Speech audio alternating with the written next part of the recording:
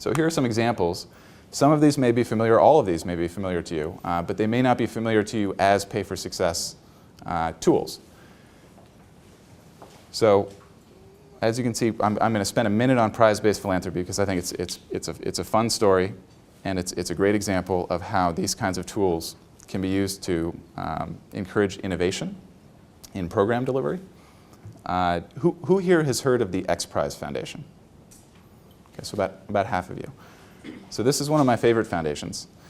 In the late 90s, early 2000s, the X Prize Foundation agreed to pay the first private company that could build a spaceship that would take 2 people to space and back twice in 2 weeks.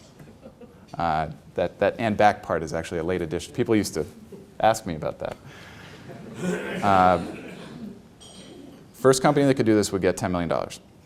Didn't matter what the spaceship looked like. Didn't matter what fuel it used. Didn't matter really what the design of the spaceship was. All that mattered is that they met the goals of the program, of the prize.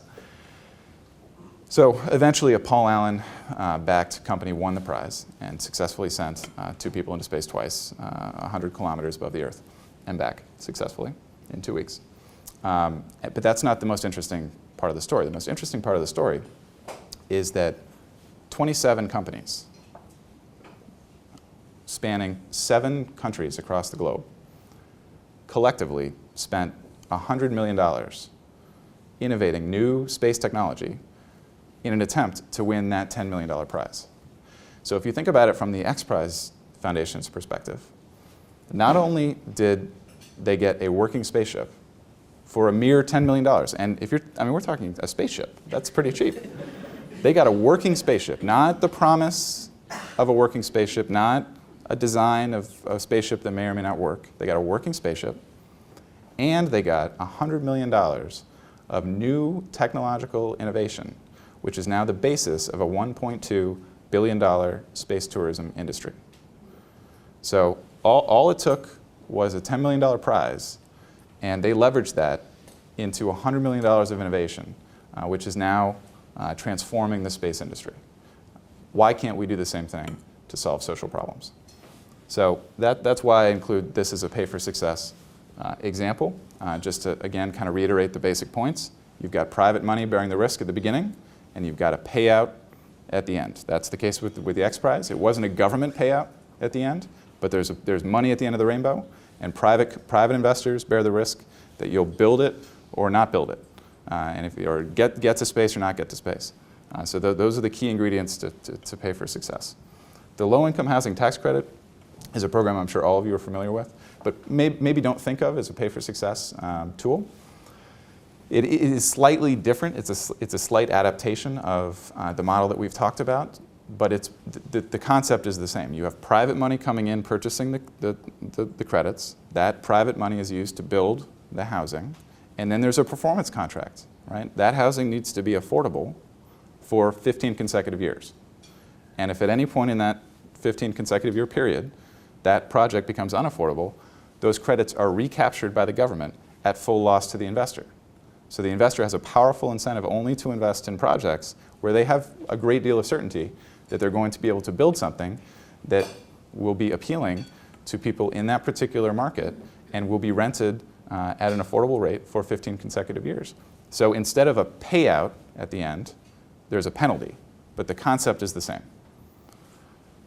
Tax increment financing, I won't spend any time on that, but as you all know, it's a tool to freeze property taxes at basically at the rates where they are currently in a depressed neighborhood, and then in exchange for doing so, the investors that come in to build the things that transform the neighborhood, the property tax increment that results is used to repay those investors for having borne the risk that those investments wouldn't necessarily increase the property tax rate. Just another example of private money in, public money out, some period of time in between. Energy efficiency financing. This is, I'm sure most of you are familiar with this. You have a number of private companies who are going to be willing to come and build solar panels, install solar panels on your roof at no cost to you.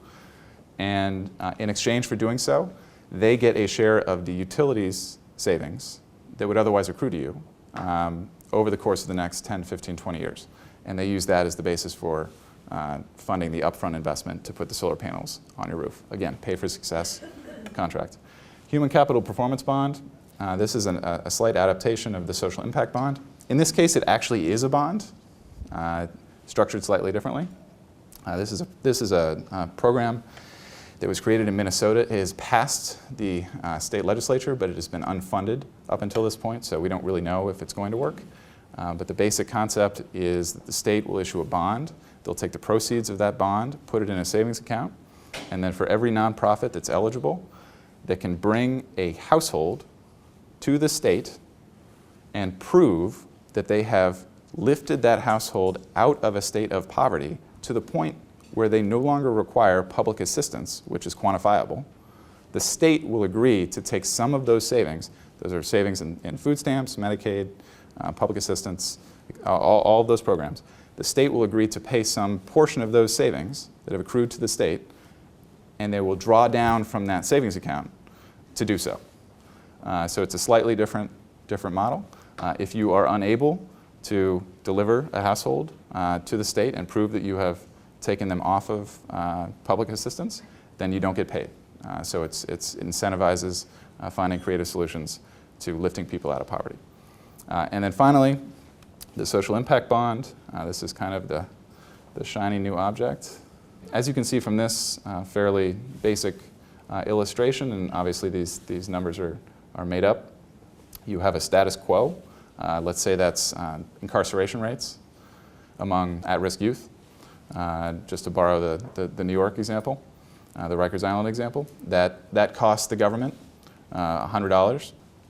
There is some kind of intervention. Maybe it's a behavioral therapy program, maybe it's a mentorship program, an after-school program.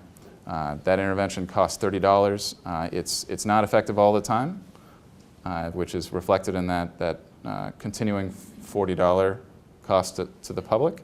But it is, in fact, effective 30% of the time. So even with the cost of the intervention and the cost of that intervention not working in all cases, there is public savings of $30 left over, which can be used to finance that bridge loan that raises operating capital for the nonprofit providing the intervention. And just at a very basic level, as long as the bar on the left is bigger than the bar on the right, you have a financeable deal. There's an opportunity for a pay-for-success contract.